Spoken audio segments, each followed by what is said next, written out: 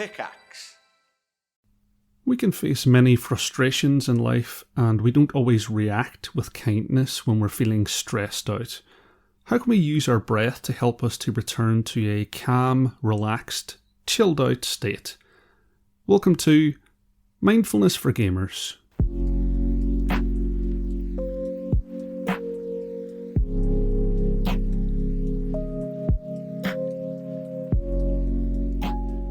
Hello my friend, hope you're happy, hope you're peaceful. It's your old pal Sean, adding a few more pixels to your path of happiness. If you're enjoying the podcast, I invite you to become a supporter of the show on Patreon. The link is in the description. There's lots of exclusive content there. Please do check it out. We all have that one level in the game that drives us absolutely crazy, that pushes us to the point of introducing Senior Controller to Mr. TV. Special mentions go to the Water Temple in Ocarina of Time, the Graveyard in Ghosts and Goblins, and the tutorial in Driver. The last two examples were the first level in the game. Why would you do that? Thankfully, modern game developers have more sense of what a reasonable learning curve is, with a few exceptions. I'm looking at you, FromSoft. Dark Souls makes me feel like a very old man. Two of the most legendary difficult levels of all time were the bane of my youth. The first was the dam level of Teenage Mutant Ninja Turtles for the NES. I was prepared to be patient with this one, as it was actually the first real video game I ever played outside of an arcade. We had an Atari 2600 before the NES, but it was basically just coloured blocks chasing each other around on the screen. Me and my brothers were absolutely hooked. Turtles was a genuinely brilliant game, which I still play through occasionally. But the end of the second level, where you swam through a dam defusing bombs, was ridiculous. It's only now, 30 years later, that I find out that the random collision detection and the awkward swimming controls were a result of coding errors in the game. Shout out to Displaced Gamer, who put together a great YouTube video on this. But living in early 90s rural Ireland, I could live with the unfairness given the lack of alternative entertainment options. The choice between a badly coded gaming nightmare or standing in a field in the freezing rain wasn't much of a competition.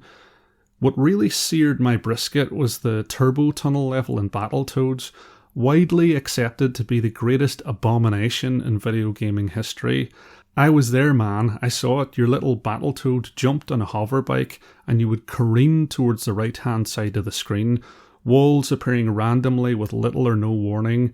Frustration would pour out of me as I smashed into concrete for the 400th time. I'd give up and walk away from the game for a while just to give myself a chance to cool down. If you haven't played the Turbo Tunnel and think I'm exaggerating, I would encourage you to get a copy of Battletoads. No, not the fun one that's on Steam, the original carpal tunnel syndrome simulator on the NES. Many TVs, controllers, and sheets of drywall have been victims of these and other rage-inducing video game experiences, and it's not just games. Life can feel immensely frustrating as well. Whether it's work, school, or relationships, our frustration can sweep us away and lead us to do and say things that we regret. Mindfulness can help a lot with this. Mindfulness has helped me a lot with this. And focusing our awareness on the breath is fundamental to preventing our difficult emotions from grabbing hold of our controller. All of us breathe. It's something we do all the time, hopefully. So it's a very powerful link to the present moment.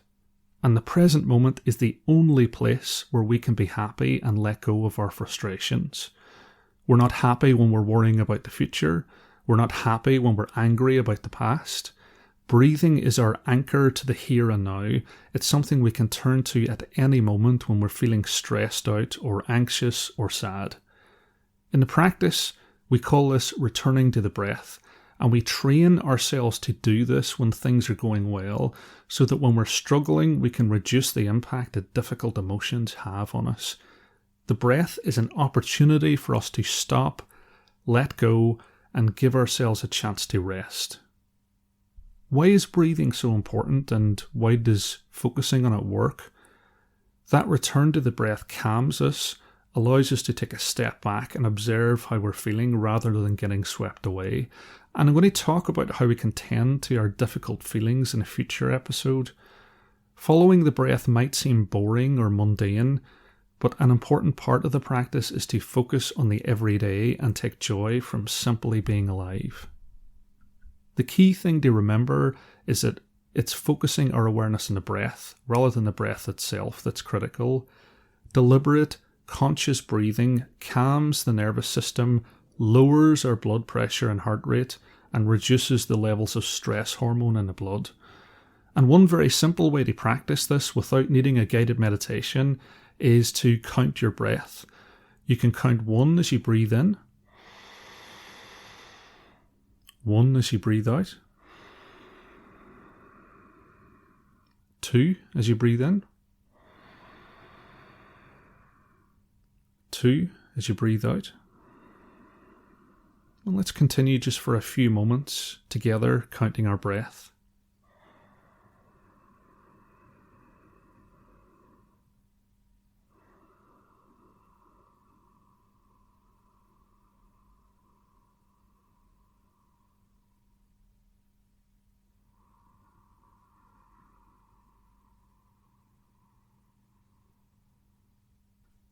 And if your mind wanders or you get distracted, then you can simply start again at 1. You can do this anywhere, and you'll be surprised how much difference the simple act of focusing on counting your breaths for a few minutes will make. And it might feel a little unnatural or awkward at the start to breathe consciously like this. Most of the time we're not aware that we're breathing. In fact, we're not even aware that we have lungs or a body. But we don't have to force it. We can simply breathe in a comfortable way and allow it to naturally become slower and deeper as our body and mind settles. We can also notice all of the different dimensions of the breath, which we're going to do a guided meditation on later. We can notice where an out-breath ends and an in-breath begins.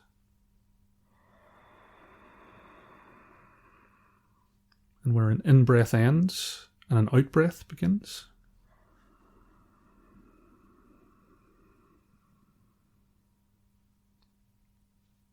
We can notice the rhythm of our breath. Again, not trying to change it, not trying to force it. We're just watching the rhythm of our breath.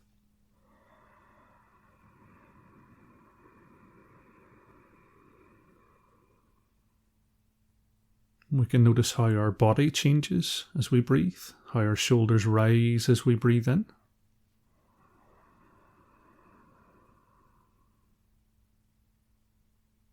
Our stomach falls as we breathe out.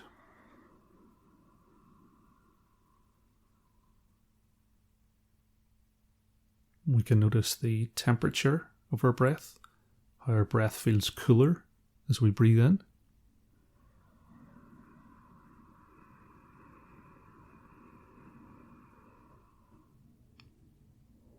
Warmer as we breathe out.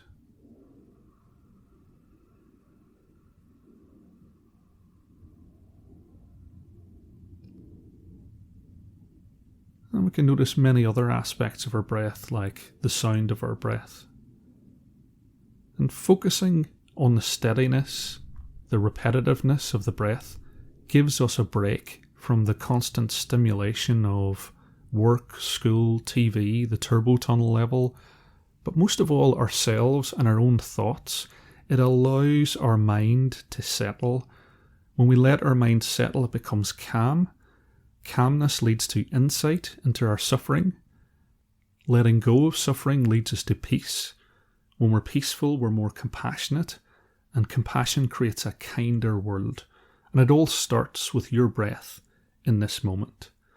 As Zen master Thich Nhat Hanh says, breath is the bridge which connects life to consciousness, which unites your body to your thoughts. When your mind becomes scattered, use your breath as the means to take hold of your mind again. And remember, like everything, our frustrations are impermanent and will pass. Even difficult levels will pass. I finished Turtles and Battletoads without cheats. Oh, that's right, before I became a casual, I used to be good at games. But rather than focusing on my fragile ego, let's do a guided meditation on the breath together. I'll just invite you to bear in mind the golden rule. Thoughts will arise, and that's okay. Just watch them arise without getting involved or swept away. Watch them leave your awareness and return your awareness, return your attention to the breath. And if you have to do this 100 times, then congratulations, you're being mindful of your experience and you're practicing mindfulness. So be kind to yourself. I'll start with 3 sounds of the bell.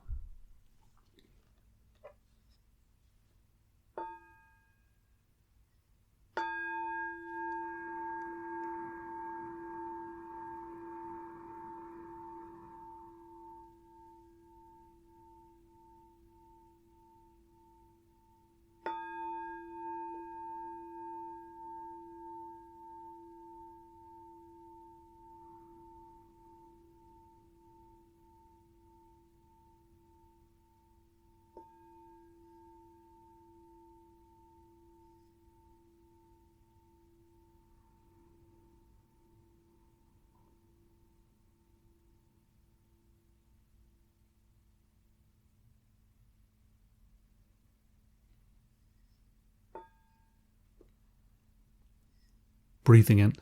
I know I am breathing in. Breathing out. I know I am breathing out. In, out.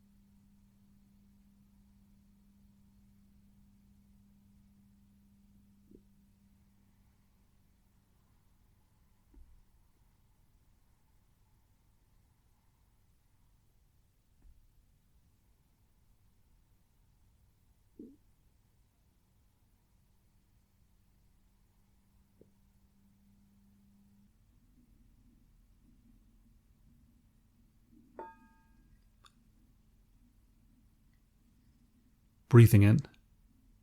My breath grows deep. Breathing out. My breath goes slow. Deep, slow.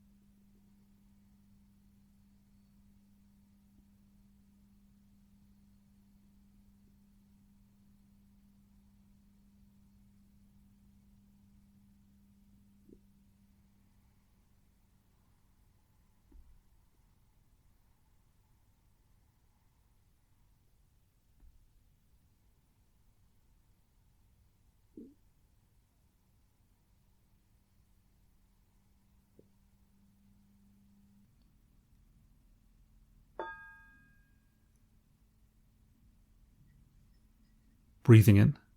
I notice my shoulders rise. Breathing out. I notice my stomach fall. Shoulders rise. Stomach fall.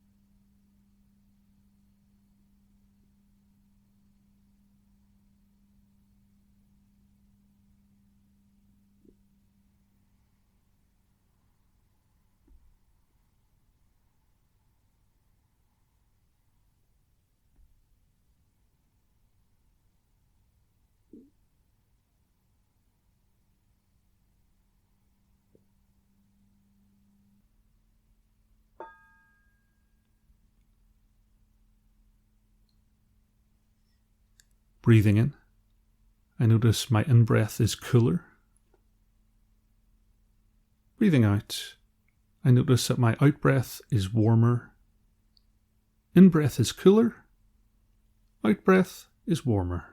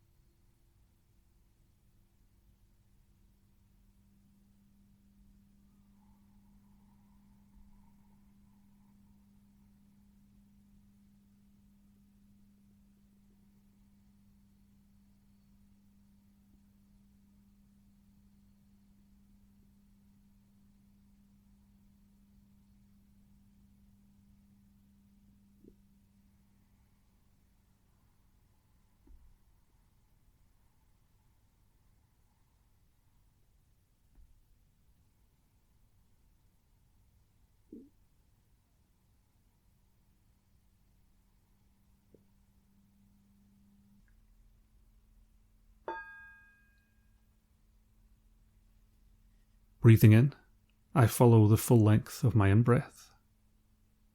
Breathing out, I follow the full length of my out-breath.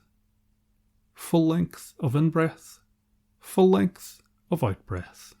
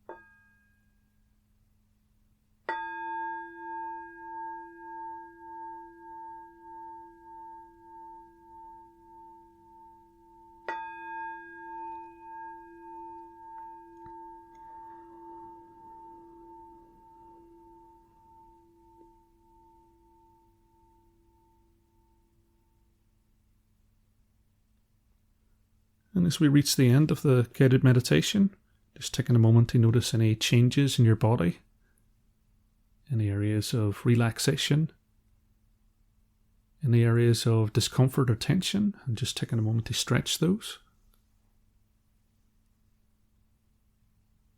Noticing any changes in your mind, and if you feel a sense of calm or peace, then I would invite you to carry that through the rest of your day. And finally, opening your eyes and returning your awareness to the room that you're in. And if you've enjoyed this episode, then please do subscribe and consider supporting me on Patreon, where you can access exclusive episodes. If you'd like more content, then you can listen to my other podcast, Mindfulness for Beginners, available on all good podcast platforms, many of the bad ones too. And the link for both is in the description. And may you be happy, may be peaceful, and may your adventures be joyful. Slán Bhuile, and I'll see you next time.